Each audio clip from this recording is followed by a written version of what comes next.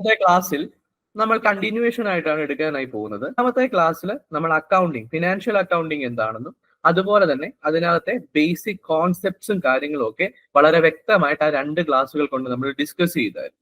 Okay അല്ലേ?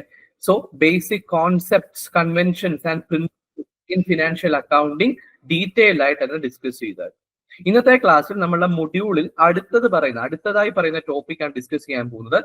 അതായത് accounting standards. Accounting സ്റ്റാൻഡേർഡ്സിനെ പറ്റിയായിരിക്കും ഇന്നത്തെ ക്ലാസ്സിൽ നമ്മൾ പഠിക്കാനായി പോകുന്നത്. സോ ഞാൻ PPT ഷെയർ ചെയ്യാം. ഓക്കെ, ആദ്യം നമ്മൾ മനസ്സിലാക്കേണ്ടത് എന്തിനാണ് ഈ അക്കൗണ്ടിങ്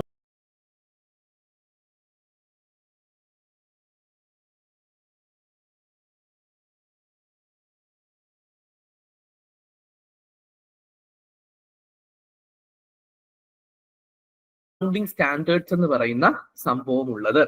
ഓക്കെ ആണോ? അക്കൗണ്ടിങ് സ്റ്റാൻഡേർഡ്സ് എന്ന് പറയുമ്പോൾ റിട്ടൺ പോളിസി ഡോക്യുമെന്റ്സ് ആണ്. ആരാണ് ഇഷ്യൂ ചെയ്യുന്നത്? റെഗുലേറ്ററി ബോഡീസ് ആണ് ഇഷ്യൂ ചെയ്യുന്നത്. Example, institute of chartered accountants of India ICAI or international accounting standard board IASB. So ഇത്തരത്തിലുള്ള റെഗുലേറ്ററി ബോഡീസ് ഇഷ്യൂ ചെയ്യുന്ന റിട്ടൺ പോളിസി ഡോക്യുമെന്റിനെയാണ് അക്കൗണ്ടിങ് സ്റ്റാൻഡേർഡുകൾ എന്ന് പറയുന്നത്. ഓക്കെ അല്ലേ? എന്തിനാണ് ഇത് ഇഷ്യൂ ചെയ്തത്? ഈ സ്റ്റാൻഡേർഡുകൾ ഇഷ്യൂ ചെയ്യുന്നത് യൂണിഫോമിറ്റി ഉറപ്പുവരുത്തുന്നതിന് വേണ്ടിയിട്ടാണ്. ചുരുക്കി പറഞ്ഞാൽ uniform framework four preparing and presenting financial statement. Financial statement prepare ചെയ്യുന്നതിൽ ഒരു യൂണിഫോമിറ്റി കൊണ്ടുവരാനായിട്ട്. പല ആൾക്കാർ പല രീതിയിൽ ഫിനാൻഷ്യൽ സ്റ്റേറ്റ്മെന്റുകൾ പ്രിപ്പയർ ചെയ്യാൻ പോയി കഴിഞ്ഞാൽ കമ്പയറബിലിറ്റി സാധ്യമാകത്തില്ല, കൺസിസ്റ്റൻസി ഉറപ്പുവരുത്താൻ സാധിക്കത്തില്ല, ട്രാൻസ്പെറൻസി ഉറപ്പുവരുത്താൻ സാധിക്കത്തില്ല. സോ ഫിനാൻഷ്യൽ സ്റ്റേറ്റ്മെന്റിന്റെ പ്രിപ്പറേഷനിൽ എന്ത് വേണം? ഒരു യൂണിഫോം ഫ്രെയിംവർക്ക് വേണം. എന്നാൽ മാത്രമേ കൺസിസ്റ്റൻസിയും ട്രാൻസ്പെറൻസിയും കമ്പയറബിലിറ്റിയും നമുക്ക് ഉറപ്പുവരുത്താനായി സാധിക്കത്തുള്ളൂ. സോ അതിന് ഉണ്ടാക്കിയിട്ടുള്ള റിട്ടേൺ പോളിസി ഡോക്യുമെന്റിനെയാണ് അക്കൗണ്ടിങ് സ്റ്റാൻഡേർഡുകൾ എന്ന് പറയുന്നത്. ഓക്കെ അല്ലേ? സോ അതാണ് accounting standard. They serve as guide to accountant and auditors while recording transaction and preparing reports. Transactions record ചെയ്യുമ്പോൾ അതുപോലെ തന്നെ റിപ്പോർട്ടുകൾ പ്രിപ്പയർ ചെയ്യുമ്പോൾ അക്കൗണ്ടൻസിനും ഓഡിറ്റേഴ്സിനും ഒരു ഗൈഡ് ലൈൻ പോലെ അക്കൗണ്ടിങ് സ്റ്റാൻഡേർഡ്സ് വർത്തിക്കുന്നു. ക്ലിയർ ആണോ? സോ ഇവയെ ബേസ് ചെയ്തിട്ടായിരിക്കും അക്കൗണ്ടന്റും ഓഡിറ്ററും അവർ ചെയ്യേണ്ട കാര്യങ്ങളൊക്കെ പ്രോപ്പറായി ചെയ്യുന്നത്. ചുരുക്കി പറഞ്ഞാൽ ഫിനാൻഷ്യൽ സ്റ്റേറ്റ്മെന്റ് പ്രിപ്പറേഷൻ നടത്തുന്നത്. ക്ലിയർ അല്ലേ? സോ ഇതാണ് അക്കൗണ്ടിങ് സ്റ്റാൻഡേർഡ് എന്ന് പറയുന്നത്. So they are written policy documents issued by regulatory body like institute of chartered accountants of India or international accounting standard board. ആ ഓർ പറഞ്ഞിരിക്കുന്ന റീസൺ, ഇന്ത്യയിൽ accounting സ്റ്റാൻഡേർഡുമായി ബന്ധപ്പെട്ട എല്ലാ കാര്യങ്ങളും ഇഷ്യൂ ചെയ്യുന്നത് ICAI-യും അതുപോലെ IFRS-ഉമായി ബന്ധപ്പെട്ടത് ഇന്റർനാഷണൽ ഗ്ലോബൽ സ്റ്റേജിലേതാ. IFRS-ഉമായി ബന്ധപ്പെട്ടതൊക്കെ ഇഷ്യൂ ചെയ്യുന്ന റെഗുലേറ്ററി ബോഡി IASB-യുമാണ്. ക്ലിയർ ആണോ? ഇങ്ങനത്തെ റെഗുലേറ്ററി ബോഡീസ് ആണ് പല പല സാഹചര്യങ്ങളിൽ അക്കൗണ്ടിങ് സ്റ്റാൻഡേർഡ്സ് ഇഷ്യൂ ചെയ്യുന്നത്. സോ ഇത് ഇഷ്യൂ ചെയ്യുന്നുള്ള ഗുണം എന്താ? യൂണിഫോം ഫ്രെയിംവർക്ക് ക്രിയേറ്റ് ചെയ്യാൻ സാധിക്കും four preparing and presenting financial statement. ഇങ്ങനെ യൂണിഫോം ഫ്രെയിംവർക്ക് ഉണ്ടായാലുള്ള ഗുണം എന്താ?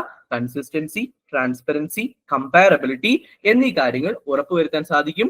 അതോടൊപ്പം അക്കൗണ്ടിങ് സ്റ്റാൻഡേർഡുകൾ ഒരു ഗൈഡായി വർത്തിക്കുന്നു. ആർക്കൊക്കെ? അക്കൗണ്ടന്റിനും ഓഡിറ്റേഴ്സിനും. ഏത് പ്രോസസ്സിൽ? റെക്കോർഡിംഗ് ട്രാൻസാക്ഷൻ അതുപോലെ പ്രിപ്പയറിംഗ് റിപ്പോർട്ട്സ്. ഓക്കെ അല്ലേ? ഇതാണ് അക്കൗണ്ടിംഗ് സ്റ്റാൻഡേർഡ് എന്ന് പറയുന്നത്. അടുത്ത നോക്കാൻ പോകുന്നത് ഈ അക്കൗണ്ടിംഗ് സ്റ്റാൻഡേർഡിന്റെ ഒബ്ജക്റ്റീവ്സ് ആണ്. ഒന്നാമത്തെ ഒബ്ജക്റ്റീവ് സ്റ്റാൻഡേർഡൈസേഷൻ എന്നുള്ളതാണ്. സ്റ്റാൻഡേർഡൈസേഷൻ ഓഫ് അക്കൗണ്ടിംഗ്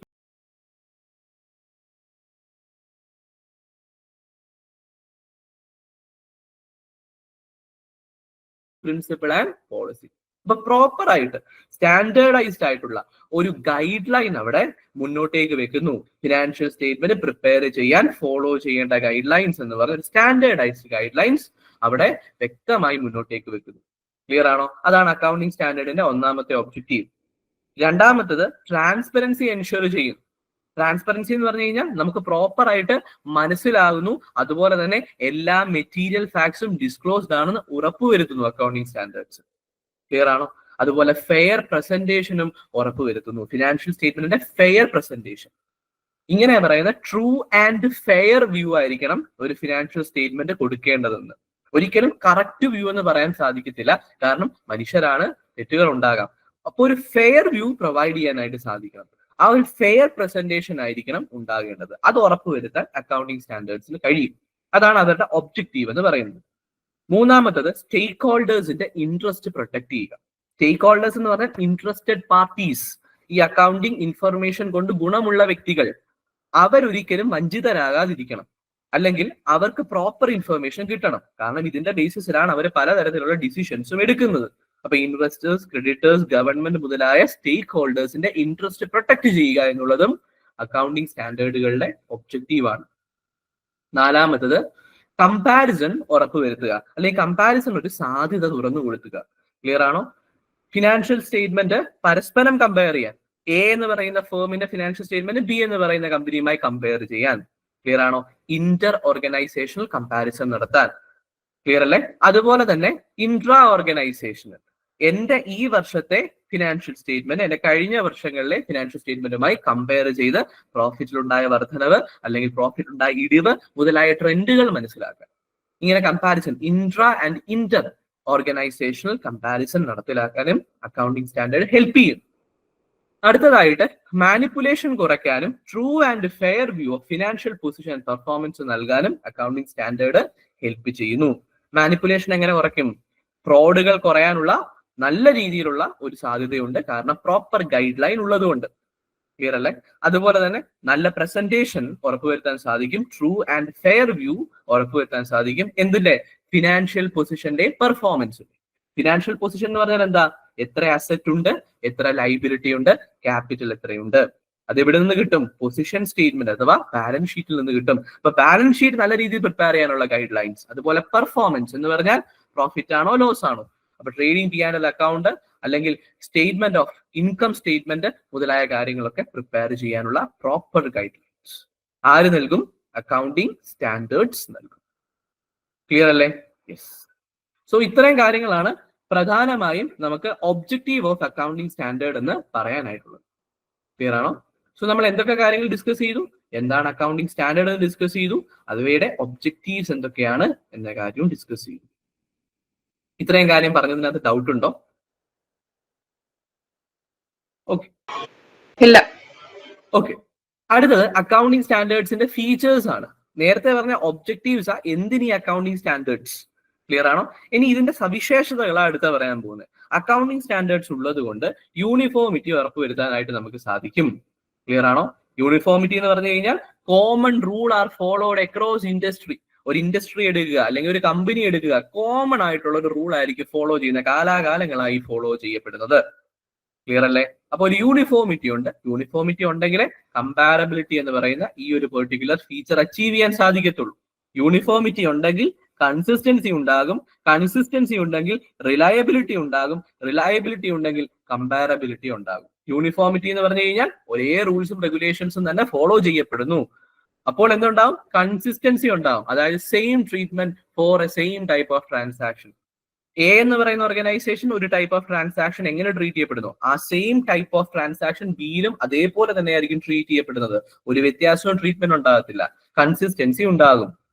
കൺസിസ്റ്റൻസി ഉണ്ടാകുമ്പോൾ വിശ്വാസ്യത വരും, റിലയബിലിറ്റി ഉണ്ടാകും. എയുടെയും ബിയുടെയും ഫിനാൻഷ്യൽ സ്റ്റേറ്റ്മെന്റുകളെ കമ്പയർ ചെയ്യാൻ പറ്റും, വിശ്വാസ്യത ഉണ്ടാകും. കാലാകാലങ്ങളായി ഒരേ നിയമങ്ങളാണ് ഫോളോ ചെയ്യുന്നത് കൊണ്ട്. അപ്പോൾ ഇങ്ങനെ വരുമ്പോൾ നമുക്ക് രണ്ടിനെയും കമ്പയർ ചെയ്ത് ഒരു ഡിസിഷൻ മേക്കിങ്ങിലേക്കോ കൺക്ലൂഷൻ ഡ്രോ ചെയ്യാനോ സാധിക്കും. ക്ലിയർ ആണോ? യെസ്.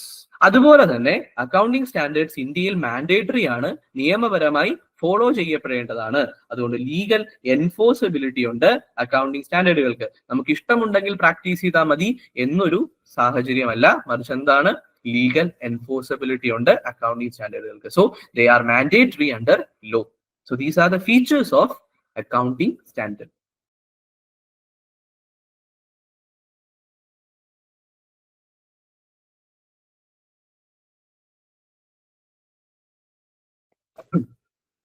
ഇനി നമ്മൾ നോക്കാൻ പോകുന്നത് അക്കൗണ്ടിങ് സ്റ്റാൻഡേർഡ് ഇൻ ഇന്ത്യ എന്ന് പറയുന്ന ഒരു പെക്യൂലിയർ കേസാണ്. ഇന്ത്യയിൽ എങ്ങനെയാണ് അക്കൗണ്ടിങ് സ്റ്റാൻഡേർഡ്സ് വരുന്നത്? പ്രധാനമായും ഓർത്തിരിക്കേണ്ട രണ്ട് പേരുകളാണ് ICAIയും MCAയും. ഇവർ രണ്ടുപേരുമാണ് അക്കൗണ്ടിങ് സ്റ്റാൻഡേർഡുകൾ ഫോർമുലേറ്റ് ചെയ്യുന്നതിൽ പ്രധാനമായ പങ്ക് വഹിക്കുന്നത്. ICAI എന്ന് പറയുമ്പോൾ CA-കാരുടെ ഇൻസ്റ്റിറ്റ്യൂട്ട് ആണ്, അല്ലെങ്കിൽ അവരുടെ പ്രൊഫഷണൽ ബോഡിയാണ്. അതെന്താണ്? ഒരു സ്റ്റാറ്റ്യൂട്ടറി അതോറിറ്റി ഒക്കെ ഉള്ള ബോഡിയാണ്. Institute of chartered accountants of India, ICAI. അതുപോലെ തന്നെ MCA എന്ന് പറയുമ്പോൾ മിനിസ്ട്രി ഓഫ് കോർപ്പറേറ്റ് അഫയേഴ്സ്. ഇവ രണ്ടുമാണ് അക്കൗണ്ടിംഗ് സ്റ്റാൻഡേർഡുകൾ ഫോം ചെയ്യുന്നതിൽ പ്രധാന പങ്ക് വഹിക്കുന്നത്. ക്ലിയർ ആണോ? ഇന്ത്യയിൽ 2 തരത്തിലുള്ള അക്കൗണ്ടിംഗ് സ്റ്റാൻഡേർഡുകൾ നിങ്ങൾക്ക് കാണാനായിട്ട് സാധിക്കും.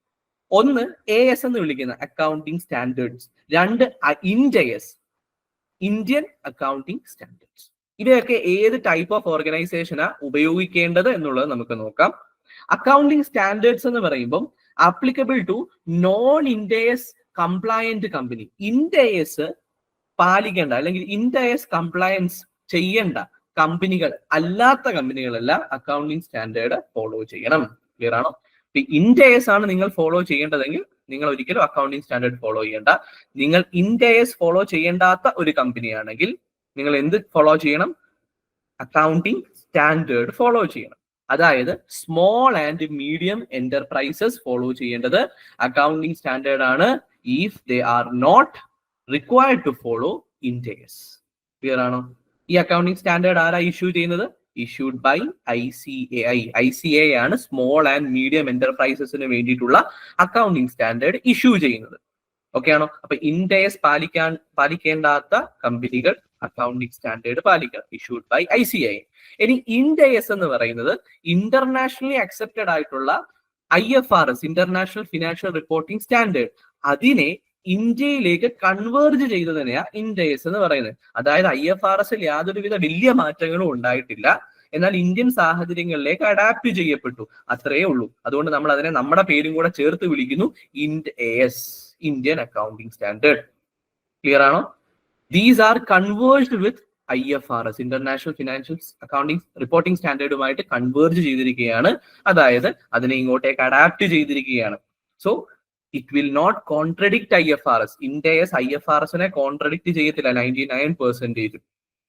അപ്പൊ നമ്മൾ IFRS ഫോളോ ചെയ്യണം എന്ന് പറഞ്ഞു കഴിഞ്ഞാൽ INDAS ഫോളോ ചെയ്യുന്നതും ഒരേ എഫക്റ്റ് തന്നെയാണ്, അല്ലെ? അപ്പൊ ഗ്ലോബൽ ആയിട്ടുള്ള ആ ഒരു same uniformity in accounting practices ഉറപ്പുവരുത്താൻ സാധിക്കും INDAS ഫോളോ ചെയ്യുന്നത് വഴി. ഇത് ആർക്ക് ആപ്ലിക്കബിൾ? ലാർജ് ആയിട്ടുള്ള ലിസ്റ്റഡ് കമ്പനി, ലാർജ് ലിസ്റ്റഡ് കമ്പനീസിനും അതുപോലെ സം അതേഴ്സ് ഡിപ്പെൻഡിങ് ഓൺ ത്രഷോൾഡ്സ് എന്ന് പറയുമ്പോൾ ഗവൺമെന്റ് കാലാകാലങ്ങളിൽ പറയും ഇത്ര ടേൺ ഓവറിന് മുകളിലുള്ളവർ അല്ലെങ്കിൽ ഇത്ര ടേൺ ഓവറിന് മേലിലുള്ളവർ ഇത് ഫോളോ ചെയ്യണം. അതാണ് ത്രഷോൾഡ് എന്ന് പറയുന്നത്. ഓക്കെ ആണോ? അപ്പം ഗവൺമെന്റ് നിശ്ചയിച്ചിട്ടുള്ള ത്രഷോൾഡിന് മുകളിൽ ഏൺ ചെയ്യുന്ന ടേൺ ഓവർ ഉള്ള കമ്പനികൾ INDAS ഫോളോ ചെയ്യണം. ലാർജ് ആയിട്ടുള്ള സ്റ്റോക്ക് എക്സ്ചേഞ്ചിൽ ലിസ്റ്റഡ് ആയിട്ടുള്ള കമ്പനികൾ എന്ത് ഫോളോ ചെയ്യണം? INDAS ഫോളോ ചെയ്യണം. INDAS ഫോളോ ചെയ്യുന്നത് IFRS ഫോളോ ചെയ്യുന്നതിന് തുല്യമാണ്. കാരണം IFRSനെ ഇന്ത്യൻ അക്കൗണ്ടിംഗ് സ്റ്റാൻഡേർഡ് എന്ന പേരിൽ അഡാപ്റ്റ് ചെയ്തിരിക്കുകയാണ്, കൺവേർട്ട് ചെയ്തിരിക്കുകയാണ് INDASലേക്ക്. ഓക്കെ ആണോ? ഇതിനെ ഗവേൺ ചെയ്യുന്നത് കമ്പനീസ് റൂൾ 2015 ആണ്. ഇന്ത്യൻ അക്കൗണ്ടിംഗ് സ്റ്റാൻഡേർഡ് റൂൾ 2015 അനുസരിച്ചായിരിക്കും INDAS ആപ്ലിക്കബിലിറ്റി വരുന്നത്. ഓക്കെ ആണോ? ഇതും ഇഷ്യൂ ചെയ്യുന്നത് ആരാ? ICAI ഒക്കെയാണ് ഇതും ഇഷ്യൂ ചെയ്യുന്നത്. ക്ലിയർ ആണോ? MCAയും ICAയും ഒക്കെയാണ് ഇതും ഇഷ്യൂ ചെയ്യുന്നത്. അപ്പൊ അക്കൗണ്ടിംഗ് സ്റ്റാൻഡേർഡും ഉണ്ട്, ഇന്ത്യൻ അക്കൗണ്ടിംഗ് സ്റ്റാൻഡേർഡ്സും ഉണ്ട്. Accounting standard small and medium എന്റർപ്രൈസസിനും, ഇന്ത്യൻ അക്കൗണ്ടിംഗ് സ്റ്റാൻഡേർഡ് ആർക്കാണ്? ലാർജ് കമ്പനീസ്, അതുപോലെ തന്നെ ത്രഷോൾഡ് ഫിക്സഡ് ആയിട്ടുള്ള ലിമിറ്റ് പറഞ്ഞിട്ടുള്ള കമ്പനീസും അവരാണത് ഫോളോ ചെയ്യേണ്ടത്. ഓക്കെ അല്ലേ? ഡൗട്ട് ഇല്ലല്ലോ? പ്രധാനപ്പെട്ട ഇന്ത്യൻ അക്കൗണ്ടിംഗ് സ്റ്റാൻഡേർഡുകളാണ് താഴെ ലിസ്റ്റ് ചെയ്തിരിക്കുന്നത്. വളരെ പ്രധാനപ്പെട്ട, ഏറ്റവും പ്രധാനപ്പെട്ട ഇന്ത്യൻ അക്കൗണ്ടിംഗ് സ്റ്റാൻഡേർഡുകൾ. AS1 എന്ന് പറയുന്നത് ഡിസ്ക്ലോഷർ ഓഫ് അക്കൗണ്ടിംഗ് പോളിസിയാണ്. അതായത് ഒരു ഫിനാൻഷ്യൽ സ്റ്റേറ്റ്മെന്റിൽ എന്തൊക്കെ ഡിസ്ക്ലോസ് ചെയ്യപ്പെടണം, മെറ്റീരിയൽ ഫാക്ട്സ് എല്ലാം ഡിസ്ക്ലോസ് ചെയ്യണമെന്ന് നമ്മൾ പ്രിൻസിപ്പിൾ പഠിച്ചായിരുന്നു, അല്ലെങ്കിൽ കോൺസെപ്റ്റ് പഠിച്ചായിരുന്നു, ഫുൾ ഡിസ്ക്ലോഷർ കോൺസെപ്റ്റിൽ പഠിച്ചായിരുന്നു. സോ അത് കുറച്ചുകൂടെ ഊട്ടി ഉറപ്പിക്കുന്ന അക്കൗണ്ടിംഗ് സ്റ്റാൻഡേർഡ് ആണ് AS1. എന്തൊക്കെ ഡിസ്ക്ലോസ് ചെയ്യണമെന്ന് വളരെ വ്യക്തമായി അതിനകത്ത് പറഞ്ഞിട്ടുണ്ട് ഒരു ഫിനാൻഷ്യൽ സ്റ്റേറ്റ്മെന്റിൽ. സോ ആ ഡിസ്ക്ലോഷർ റിക്വയർമെന്റ്സ് എല്ലാം മീറ്റ് ചെയ്തിരിക്കണം, അല്ലെങ്കിൽ അതിനൊക്കെ കോൺസിക്വൻസസ് ഓർ പെനാൽറ്റീസ് ഫേസ് ചെയ്യേണ്ടതായിട്ട് വരും. സോ അതാണ് AS1. ഞാൻ എക്സാമ്പിൾ പറയുകയാണ് AS എങ്ങനെയാണ് വർക്ക് ചെയ്യുന്നത്. AS2 എന്ന് പറയുമ്പോൾ വാല്യുവേഷൻ ഓഫ് ഇൻവെന്ററി. ഇൻവെന്ററി എന്ന് പറഞ്ഞാൽ അറിയാം, സ്റ്റോക്ക് ഉണ്ട്, ഓപ്പണിംഗ് സ്റ്റോക്ക്, ക്ലോസിംഗ് സ്റ്റോക്ക്, അതുപോലുള്ള സംഭവങ്ങൾ. ഇവയെ എങ്ങനെ വാല്യൂ ചെയ്യണം? ക്ലിയർ ആണോ? ഇവയെ എങ്ങനെ വാല്യൂ ചെയ്യണം? അപ്പൊ AS2 ആണ് പറയുന്നത്, എന്താ പറയുന്നത്, lower of the market value or എന്താ പറയുന്നത് purchase price whichever is lower, അതിൽ വാല്യൂ ചെയ്യണം എന്ന രീതിയിലൊക്കെയുള്ള നിയമങ്ങൾ AS2വിന്റെ ഭാഗമായിട്ടാണ് വരുന്നത്. AS2വിൽ നിന്നാണ് നമ്മളത് എടുക്കുന്നത്. അത്രയും ഡീറ്റെയിൽ ആയിട്ട് നോക്കേണ്ട ആവശ്യമില്ല. ഇൻവെന്ററി എങ്ങനെ വാല്യൂ ചെയ്യണം എന്ന് പറയുന്ന AS2. ക്യാഷ് ഫ്ലോ സ്റ്റേറ്റ്മെന്റ് എങ്ങനെ പ്രിപ്പയർ ചെയ്യണം അതുമായി ബന്ധപ്പെട്ട കാര്യങ്ങളാണ് AS3 പറയുന്നത്. നേരത്തെ AS6 ഉണ്ടായിരുന്നു, ഡിപ്രീസിയേഷൻ എങ്ങനെ ചെയ്യണം എന്നുള്ള കാര്യമാണ് AS6 പറഞ്ഞിരുന്നത്. പക്ഷെ AS6 ഇപ്പൊ വിഡ്രോ ചെയ്തിട്ടുണ്ട്, അത് AS10 ഭാഗമായിട്ടുണ്ട്. ഓക്കെയാണോ? AS10 ഭാഗം പ്രോപ്പർട്ടി പ്ലാന്റ് ആൻഡ് എക്യുപ്മെന്റ് എന്ന് പറയുന്ന അക്കൗണ്ടിങ് സ്റ്റാൻഡേർഡിന്റെ ഭാഗമായിട്ടുണ്ട് എങ്ങനെ ഡിപ്രീസിയേഷൻ അക്കൗണ്ടിങ് നടത്തുന്നത്. ക്ലിയർ ആണോ? അതുപോലെ AS11 ഉണ്ട്, effect of change in foreign exchange rate. Foreign exchange റേറ്റിൽ ചേഞ്ച് ഉണ്ടാകുമ്പോൾ അക്കൗണ്ടിങ് ചെയ്യുമ്പോൾ നിങ്ങൾ ഏത് രീതിയിലാണ് ട്രീറ്റ്മെന്റ് നടത്തേണ്ടത്, AS11 അനുസരിച്ചാണ് ആ ട്രീറ്റ്മെന്റ് ഒക്കെ നടത്തേണ്ടത്. നിങ്ങൾക്ക് ഗവൺമെന്റിൽ നിന്ന് ഗ്രാന്റ് കിട്ടും, അതിനെ എങ്ങനെ അക്കൗണ്ട് ചെയ്യണമെന്ന് AS12 പറയുന്നു. ഇൻവെസ്റ്റ്മെന്റ് ഉണ്ടെങ്കിൽ അതിനെ എങ്ങനെ അക്കൗണ്ട് ചെയ്യണമെന്ന് AS13 പറയുന്നു.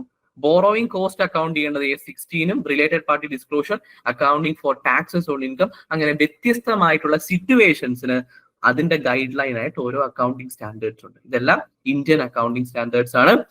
ചുരുക്കി പറഞ്ഞു കഴിഞ്ഞാൽ ഇതിന്റെ കൗണ്ടർ പാർട്ട് IFRS ഉണ്ട്. അവയെ ഇന്ത്യൻ അക്കൗണ്ടിങ് സ്റ്റാൻഡേർഡ് എന്ന പേരിൽ ഇങ്ങോട്ടേക്ക് കൺവേർട്ട് ചെയ്തിരിക്കുകയാണ്. ഏകദേശം ഇതിനകത്തൊക്കെ പറയുന്ന സെയിം സംഭവങ്ങൾ തന്നെയാണ് IFRSന്റെ കൺസേൺഡ് ആയിട്ടുള്ള സ്റ്റാൻഡേർഡ്സിലും പറയുന്നത്. ക്ലിയർ ആണോ? കൺവേർജ്ഡ് ആയിട്ടുള്ള സ്റ്റാൻഡേർഡ്സ് ആണിത്. അത് ഇന്റർനാഷണലി അക്സെപ്റ്റഡും ആണ്. ഓക്കെ അല്ലെ? സോ പ്രധാനപ്പെട്ട അക്കൗണ്ടിങ് സ്റ്റാൻഡേർഡ്സ് ജസ്റ്റ് ഒന്ന് നോക്കി വെച്ചിരിക്കുന്നത് എന്തുകൊണ്ടും നല്ലതായിരിക്കും. ക്ലിയർ ആണോ? ഇത്രയും പറഞ്ഞതിനകത്ത് ഡൗട്ട് ഉണ്ടോ അക്കൗണ്ടിങ് സ്റ്റാൻഡേർഡുമായി ബന്ധപ്പെട്ട്? അപ്പൊ അക്കൗണ്ടിങ് സ്റ്റാൻഡേർഡ് എന്ന് പറഞ്ഞാൽ എന്താ? ഒരു ഗൈഡ് ലൈൻ ആണ്. എന്ത് പ്രിപ്പയർ ചെയ്യുന്നതിൽ? അക്കൗണ്ടിങ് അല്ലെങ്കിൽ ഫിനാൻഷ്യൽ സ്റ്റേറ്റ്മെന്റ് പ്രിപ്പയർ ചെയ്യുന്നത്. സോ അതാണ് എന്തെന്ന് പറയുന്നത് അക്കൗണ്ടിങ് സ്റ്റാൻഡേർഡ് എന്ന് പറയുന്നത്. അപ്പൊ ഇന്ത്യ AS പ്രധാനപ്പെട്ടവയും നോക്കി. അതിനകത്ത് വ്യക്തമായി മനസ്സിലാക്കേണ്ടത് AS6 ഇപ്പോൾ ഇല്ല, അത് വിഡ്രോ ചെയ്തിട്ടുണ്ട്. ഇത് വിഡ്രോ ചെയ്യാനുള്ള അവകാശം ആർക്കാ? ICAക്ക് ഉണ്ട് കേട്ടോ. ICAക്ക് വിഡ്രോ ചെയ്യാം. അല്ലെങ്കിൽ പുതിയൊരു ഫീൽഡിൽ അക്കൗണ്ടിങ് സ്റ്റാൻഡേർഡ് ആവശ്യമാണെന്ന് തോന്നിക്കഴിഞ്ഞാൽ അവിടെ ICAക്ക് ഒരു പെർട്ടിക്കുലർ ബോർഡിനെ അപ്പോയിന്റ് ചെയ്ത് പഠനം നടത്തി എന്താ പറയുന്നത് ഡ്രാഫ്റ്റുകളൊക്കെ തരാനായിട്ട് ആവശ്യപ്പെടുകയൊക്കെ ചെയ്യാം. സോ ICA ആണ് പ്രധാനമായിട്ടും അക്കൗണ്ടിങ് സ്റ്റാൻഡേർഡിന്റെ ഇഷ്യൂവൻസും കാര്യങ്ങളുമായി ബന്ധപ്പെട്ട കാര്യങ്ങളെല്ലാം ചെയ്യുന്നത്.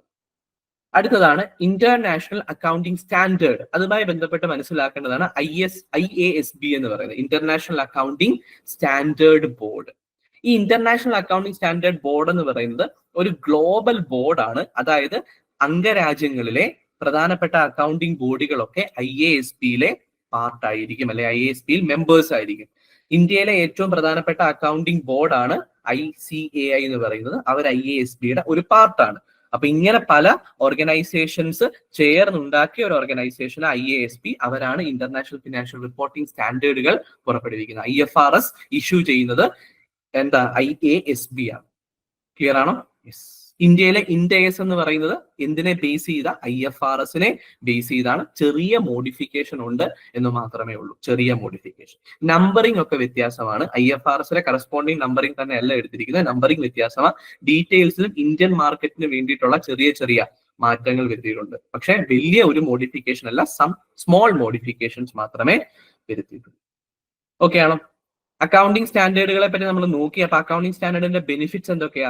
ക്രെഡിബിലിറ്റി കൂട്ടും, കാരണം റിലയബിലിറ്റി ഉറപ്പുവരുത്തും, കമ്പാരബിലിറ്റി ഉറപ്പുവരുത്തും, റെഗുലേറ്ററി കംപ്ലയൻസ്, കാരണം ഇത് ലീഗലി റിക്വയർഡ് ആണ്, അക്കൗണ്ടിങ് സ്റ്റാൻഡേർഡ് ഫോളോ ചെയ്യുന്ന. സോ റെഗുലേറ്ററി കംപ്ലയൻസ് ഉറപ്പുവരുത്തും, ട്രാൻസ്പെറൻസി ഉറപ്പുവരുത്തും. ക്ലിയർ അല്ലേ? അതുപോലെ ഡിസിഷൻ മേക്കിങ്ങിന്, പ്രോപ്പർ ഡിസിഷൻ മേക്കിങ്ങിന് സഹായിക്കും. എങ്ങനെ? കമ്പാരബിലിറ്റി ഉറപ്പുവരുത്തുമ്പോൾ ഡിസിഷൻ മേക്കിങ്ങിനെ അത് ഹെൽപ്പ് ചെയ്യും. ഓക്കെ അല്ലേ? ഇനി legal framework in India. Companies act 2013 അറിയാമല്ലോ, empowers the national financial reporting authority to oversee implementation and enforcement of accounting standard. Accounting standard എങ്ങനെ ഇംപ്ലിമെന്റ് ചെയ്യണം, അത് ഇംപ്ലിമെന്റ് ചെയ്യുന്നത് പ്രോപ്പർ ആണോ എന്ന് നോക്കാൻ നാഷണൽ ഫിനാൻഷ്യൽ റിപ്പോർട്ടിംഗ് അതോറിറ്റി ഉണ്ട്, NFRA. NFRA ചുമതലപ്പെടുത്തിയത് ഒരു ആക്ട് പ്രകാരമാണ്, കമ്പനീസ് ആക്ട് 2013 പ്രകാരമാണ്. ഈ കമ്പനീസ് ആക്ട് 2013 തന്നെ സെക്ഷൻ 133 പ്രകാരം സെൻട്രൽ ഗവൺമെന്റിന് എന്തുണ്ട്? To prescribe accounting, allow the central government to prescribe accounting standard recommended by ICAI. ICAI central ഗവൺമെന്റിന് ഒരു അക്കൗണ്ടിംഗ് സ്റ്റാൻഡേർഡ് റെക്കമെൻഡ് ചെയ്യും. സെൻട്രൽ ഗവൺമെന്റിന് ആ അക്കൗണ്ടിംഗ് സ്റ്റാൻഡേർഡ് എന്ത് ചെയ്യാം? അത് പബ്ലിഷ് ചെയ്യാനായിട്ട് പറ്റും. ഓക്കെ ആണോ?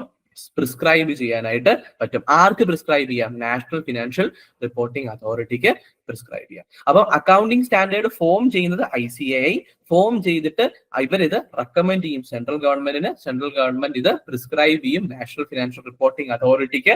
അവരായിരിക്കും അതിന്റെ ഇംപ്ലിമെന്റേഷൻ, ഇതെങ്ങനെ നടപ്പിലാക്കണം, അതുപോലെ തന്നെ നടപ്പിലാക്കുന്നത് പ്രോപ്പർ ആണോ എന്നുള്ള കാര്യം നോക്കുന്നത്. അതാണ് ലീഗൽ ഫ്രെയിംവർക്ക് എന്ന് പറയുന്നത്.